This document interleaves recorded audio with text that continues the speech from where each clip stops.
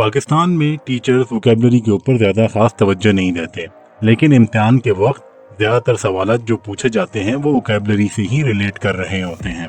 बच्चों को शुरू ही से वोकेबलरी की कोई इम्पोर्टेंस नहीं बताई जाती, ना ही उनको तरीका बताया जाता है कि किस तरह एक शख्स अपनी वोकेबलरी को इम्प्रूव कर सकता है। चूंकि ज़्यादातर स्टूडेंट्स को ये पता नहीं होता कि वोकेबलरी को किस तरह से इम्प्रूव किया जाता है, तो उनका जो खास तरीका होता है वो रट्टा मारना होता है वर्ड लिस्ट का। ये एक बहुत ही मुश्किल तरीका है और इसमें ज़्यादातर स्टूडेंट्स अपना इंटरेस्ट वक्त के साथ साथ लूज कर देते हैं। तो आज मैं आपके साथ कुछ ऐसी किताबें शेयर करूंगा जो कि बेस्ट गाइड है वोकेबलरी को इम्प्रूव करने के लिए।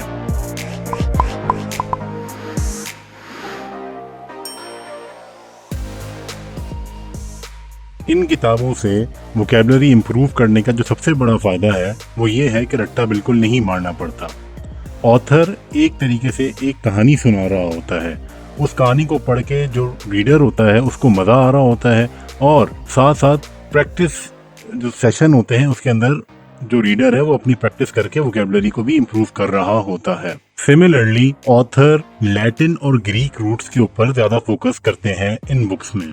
फॉर इंस्टेंस, अगर एक वर्ड है एम्बीवेलेंट और ऑथर इसके बारे में इसकी बैक स्टोरी बता रहा है कि ये वर्ड कैसे वजूद में आया, तो वो बताएगा कि एम्बी का वर्ड है, एम्बीवेलेंट से जो पहले आता है उसका क्या मतलब है।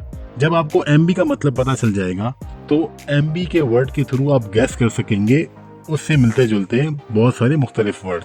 जिस तरह एम्बीवेलेंट अगर ऑथर ने बता दिया है तो फिर एम्बीडेक्स्ट्रस और एम्बिगुअस ये दो और वर्ड है।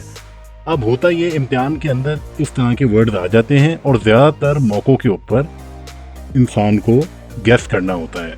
तो ये जो रूट्स जो इन किताबों के अंदर डिस्कस की जाती हैं उसका फ़ायदा ये होता है कि गैसिंग जो गेम है वो बहुत इजी हो जाती है, और ज़्यादातर चांस ये होता है कि एमसीक्यू के अंदर जो स्टूडेंट है वो राइट ऑप्शन को सिलेक्ट कर लें। इसी तरह से हर चैप्टर एक इंटरेस्टिंग चीज़ के साथ रिलेट करता है। फॉर इंस्टेंस, एक चैप्टर पूरा डॉक्टर्स के साथ डील करता है। जिस तरह आंखों का जो डॉक्टर ऑपरेशन करता है उसको क्या कहते हैं, हड्डियों का जो डॉक्टर होता है उसको क्या कहते हैं, बच्चों का जो डॉक्टर होता है उसको क्या कहते हैं, और एक्सेट्रा एक्सेट्रा। सिमिलरली एक चैप्टर फोबियाज के साथ डील करता है, और इस तरह करके जितने चैप्टर्स हैं वो किसी एक ना एक फैक्ट के साथ रिलेट कर रहे होते हैं। तो इससे ये होता है जो स्टूडेंट होता है वो अपना इंटरेस्ट लूज नहीं करता, और साथ साथ अनकॉन्शियसली वो अपनी वोकेबलरी को बहुत ज्यादा इम्प्रूव कर रहा होता है। अब जो इनमें पहली बुक है उसका नाम है 30 Days to a More Powerful Vocabulary। ये एक बहुत ही बेसिक बुक है और हर बिगिनर को जो कि वोकेबलरी पढ़ना शुरू कर रहा है उसको चाहिए कि वो इस बुक से शुरू करे। सेकंड बुक है उसका नाम है वर्ड पावर मेड इजी।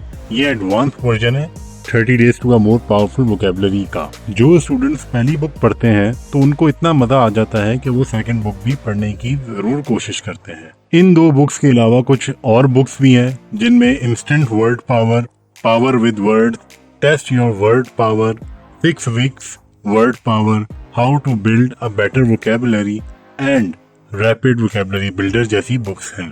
इन बुक्स को पढ़ के हर शख्स अपनी वोकेबलरी को इम्प्रूव कर सकता है, और इन बुक्स को पढ़ने का एक फ़ायदा ये भी होता है कि ये कुछ ऐसे यूनिक वर्ड इंट्रोड्यूस करवाती है जो कि ट्रेडिशनल वर्ड लिस्ट के अंदर नहीं मिलती।